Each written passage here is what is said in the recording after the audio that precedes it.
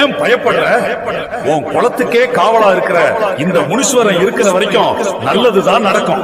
இது சத்தியம்.